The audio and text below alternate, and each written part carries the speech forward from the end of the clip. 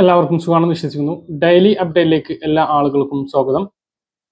നാളെ ജനുവരി 24 തുറന്നുള്ള ദിവസങ്ങളിലും നിങ്ങൾ ശ്രദ്ധിക്കേണ്ട വളരെ പ്രധാനപ്പെട്ട കാര്യങ്ങളാണ് ഈ ഒരു വീഡിയോയിൽ വ്യക്തമാക്കുന്നത്. വീഡിയോയുടെ വിശദാംശങ്ങളിലേക്ക് കടക്കുന്നതിന് മുമ്പ് കൂടുതൽ ആളുകളിലേക്ക് ഇൻഫർമേഷൻ എത്താൻ ഷെയർ ചെയ്യുക, ലൈക്ക് ചെയ്യുക. ഫേസ്ബുക്കിലൂടെ കാണുന്ന ആളുകൾ ഫോളോ ചെയ്യുക. വീഡിയോയുടെ വിശദമായ വിവരങ്ങളിലേക്ക് വരാം. കെട്ടിട നിർമ്മാണ തൊഴിലാളി ക്ഷേമ പെൻഷൻ ഇന്നലെ വിതരണം ആരംഭിച്ചിരുന്നു.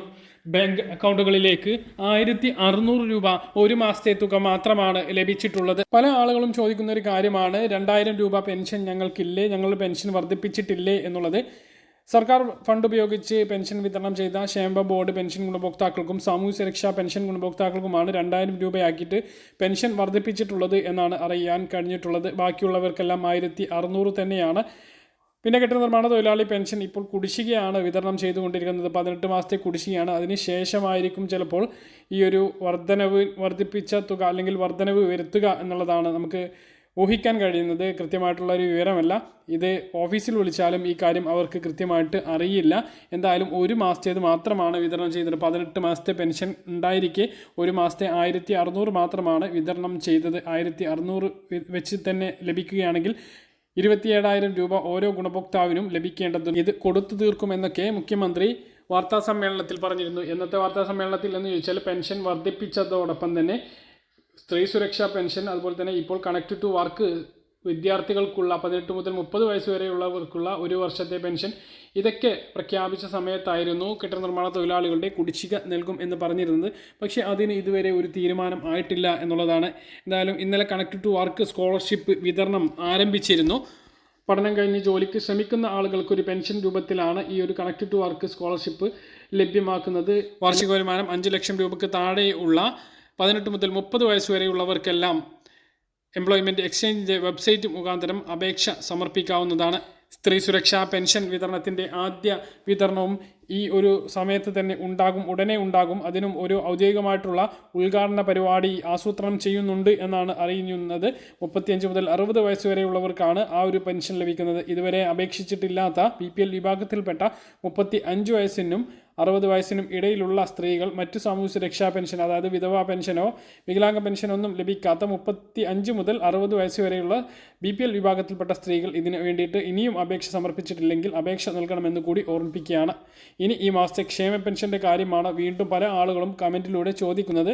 ഇതുവരെ അറിയിപ്പ് എത്തിയിട്ടില്ല. ഇന്ന് 23-ാം തീയതിയായിട്ട് പോലും അറിയിപ്പ് എത്താത്തത് ഒരു അസാധാരണത്വം നിലനിൽക്കുന്നുണ്ട്. എന്തായാലും ഇനി കുറച്ച് ദിവസം ബാങ്ക് അവധി ഉള്ളതിനാലും ഒക്കെ ആയിരിക്കും പെൻഷൻ വിതരണവുമായി ബന്ധപ്പെട്ട അറിയിപ്പ് നീണ്ടു പോകുന്നത് എന്നാണ് കരുതുന്നത്. ഈ മാസം 29-നാണ് ബജറ്റ് നടക്കുന്നത്. അതിലൊരു വർധനവും നമ്മൾ പ്രതീക്ഷിക്കുന്നു. എന്തായാലും ബാങ്ക് അവധികൾ ഇങ്ങനെയാണ്. എല്ലാ ശനിയാഴ്ച ദിവസവും അവധി ദിവസമാക്കണമെന്ന് പറഞ്ഞ് ബാങ്ക് ജീവനക്കാർ രാജ്യവ്യാപകമായിട്ട് അഖിലേന്ത്യാ പണിമുടക്ക് 27-ാം തീയതി ചൊവ്വാഴ്ച നടത്തുകയാണ്. ഇനി നാളെ ശനിയാഴ്ച, 4-ാം ശനിയാഴ്ച അവധിയാണ്. ഞായറാഴ്ച അവധിയും കഴിഞ്ഞ് 26-ാം തീയതി റിപ്പബ്ലിക് ദിന അവധിയാണ്. 27-ാം തീയതിയാണ് ഈ അഖിലേന്ത്യാ പണിമുടക്ക് വരുന്നത്. സഹകരണ ബാങ്കുകൾക്ക് അവധി ഉണ്ടായിരിക്കുന്നതല്ല, ബാക്കിയുള്ള എല്ലാ ബാങ്കുകൾക്കും അവധിയായിരിക്കും. ജീവനക്കാരുണ്ടാകില്ല. അതുകൊണ്ട് തന്നെ ബാങ്കുകൾ അടഞ്ഞു കിടക്കും. അപ്പോൾ അതിന് ശേഷമായിരിക്കും 28-ാം തീയതി ഇനി പെൻഷൻ പ്രതീക്ഷിച്ചാൽ മതി. അതിനു മുമ്പ് ചിലപ്പോൾ മന്ത്രിയുടെ ഭാഗത്തു നിന്നുള്ളൊരു അറിയിപ്പ് വന്നേക്കാം. പക്ഷേ പെൻഷൻ അതിനു മുമ്പ് ലഭിക്കില്ല എന്നുള്ളതാണ് ഏറ്റവും പ്രധാനമായിട്ട് ഓർമ്മിപ്പിക്കാനുള്ളത്. പെൻഷൻ വിതരണവുമായി ബന്ധപ്പെട്ടും ബാങ്ക് അവധികളുമായി ബന്ധപ്പെട്ടും അതുപോലെ തന്നെ കണക്ട് ടു വർക്ക് സ്കോളർഷിപ്പുമായി ബന്ധപ്പെട്ടും ഏറ്റവും പുതിയ അറിയിപ്പുമായിട്ട് നിങ്ങളെ അറിയിക്കാനുള്ളത് ഈ കാര്യങ്ങളാണ്.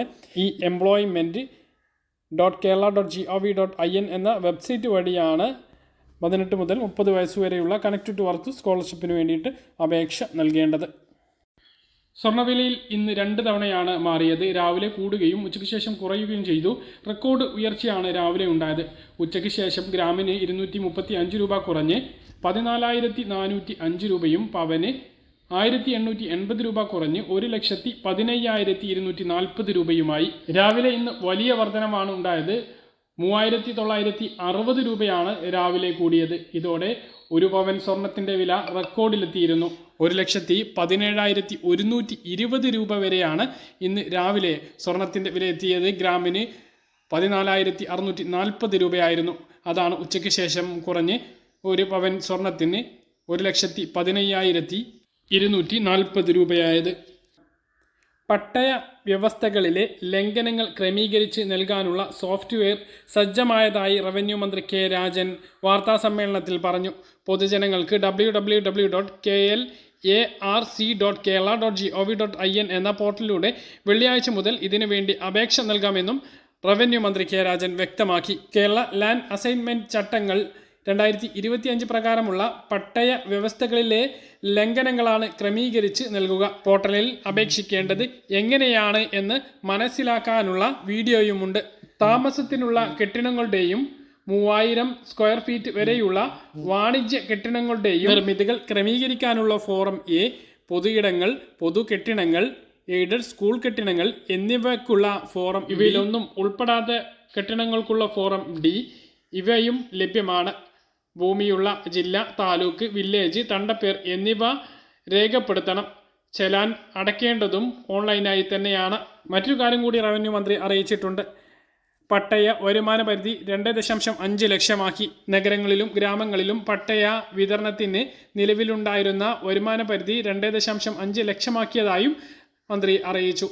മുനിസിപ്പൽ കോർപ്പറേഷൻ പരിധിയിൽ 2.5 ലക്ഷമാക്കി നേരത്തെ ഉത്തരവിറക്കിയിരുന്നു. ഇതിന്റെ തുടർച്ചയാണ് പഞ്ചായത്തുകളിലും ഭൂമി പതിവിനായുള്ള 65-ലെ ഭൂപതിവ് ചട്ടം ഭേദഗതി വരുത്തി 1 ലക്ഷം രൂപയിൽ നിന്നും 2.5 ലക്ഷമാക്കിയത്. ഇനി മുഖ്യമന്ത്രിയുടെ ഭാഗത്തുനിന്നുള്ള അറിയിപ്പാണ്. കൃഷിക്കും ഗൃഹനിർമ്മാണത്തിനും മറ്റുമായി പതിച്ചു നൽകിയ പട്ടയ ഭൂമി ജീവനോപാധി ലക്ഷ്യമാക്കി മറ്റു തരത്തിൽ വിനിയോഗിക്കുന്നതിന് അനുമതി നൽകുന്നതിനുള്ള ചട്ടങ്ങളുടെ രൂപീകരണവുമായി ബന്ധപ്പെട്ട് മുഖ്യമന്ത്രി പിണറായി വിജയന്റെ അധ്യക്ഷതയിൽ ഉന്നതതല യോഗം ചേർന്നു. ചട്ടലംഘനങ്ങൾ ക്രമീകരിക്കുന്നതിന് സ്വീകരിച്ചതിനേക്കാൾ ലളിതവും ജനങ്ങൾക്ക് ഉപകാരപ്രദമാകണം പുതിയ ചട്ടം എന്ന് മുഖ്യമന്ത്രി പറഞ്ഞു.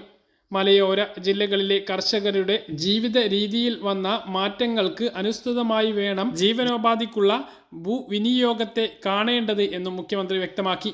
ചട്ടലംഘനം നടത്താത്ത ഉടമകൾ എന്നത് പരിഗണിച്ച് ഏറ്റവും ലഘൂകരിച്ചുള്ള നടപടിക്രമങ്ങളും വ്യവസ്ഥകളുമാണ് ചട്ടങ്ങളിൽ ഉണ്ടാവേണ്ടത്. പൂർണ്ണമായും കർഷക സൗഹൃദമായ നിലയിൽ സ്വീകരിക്കണം എന്നും മുഖ്യമന്ത്രി പറഞ്ഞു. മറ്റൊരു പ്രധാനപ്പെട്ട അറിയിപ്പ്. തിരുവനന്തപുരം മെഡിക്കൽ കോളേജ് ആശുപത്രിയിൽ വിവിധ ആരോഗ്യ ഇൻഷുറൻസ് പദ്ധതിയിൽ ഉൾപ്പെട്ട ഗുണഭോക്താക്കൾക്ക് മരുന്നുകൾ ലഭ്യമാക്കുന്ന സംയോജിത ഫാർമസി കൗണ്ടർ സജ്ജമാക്കി എന്ന് ആരോഗ്യമന്ത്രി വീണ ജോർജ് പറഞ്ഞു.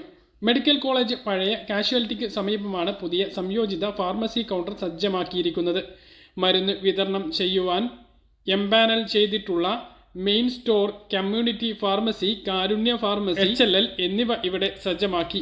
ഈ സ്ഥാപനങ്ങൾക്കായി ഒരു സംയോജിത ബില്ലിംഗ് കൗണ്ടറും സ്ഥാപിച്ചിട്ടുണ്ട്. വിവിധ ആരോഗ്യ ഇൻഷുറൻസ് പദ്ധതികളിൽ ഉൾപ്പെട്ട മുഴുവൻ ഗുണഭോക്താക്കൾക്കും ഈ കൗണ്ടറിൽ നിന്നും 24 മണിക്കൂറും മരുന്നുകൾ ലഭ്യമാക്കാനുള്ള സംവിധാനവും ഒരുക്കിയിട്ടുണ്ട്.